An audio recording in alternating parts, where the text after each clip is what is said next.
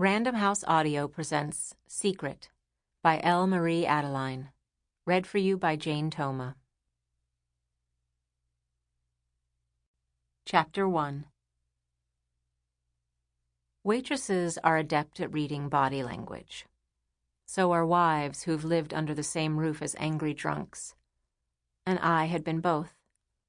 A wife for 14 years, and a waitress for almost 4. Part of my job was to know, sometimes even before customers did, what they wanted. I could do that with my ex, too. Anticipate exactly what he wanted the second he came through the door. And yet, whenever I tried to turn that skill on myself, to anticipate my own needs, I couldn't.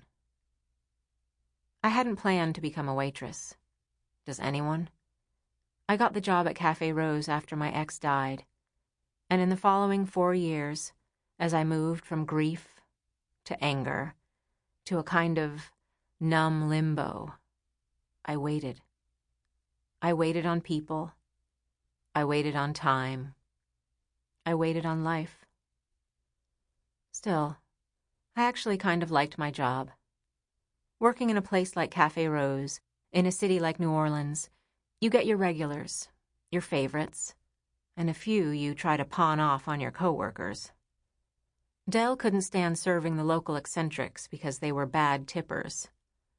But I overheard the best stories. So we had a trade-off.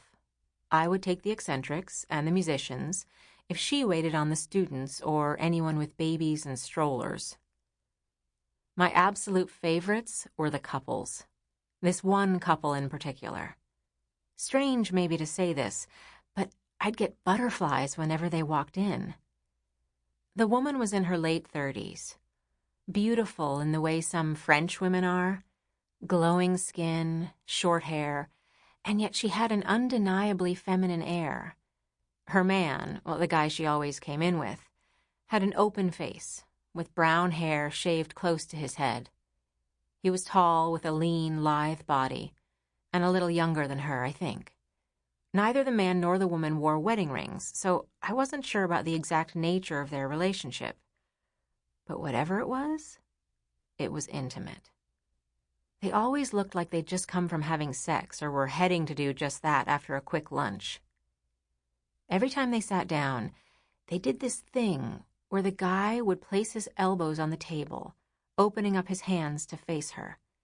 She'd wait a beat, then gently place her elbows on the table in front of his, and they'd suspend their hands, palms open, an inch from each other's, as though there was a gentle force preventing them from touching, just for a second, before it got cheesy or was noticeable to anyone but me. Then their fingers would interlock. He would kiss the tips of her fingers, now framed by the backs of his hands, one after the other, always left to right. She would smile. All this happened quickly, so quickly, before they'd separate their hands and scan the menu. Watching them, or trying to watch without seeming to watch, triggered a deep, familiar longing in me.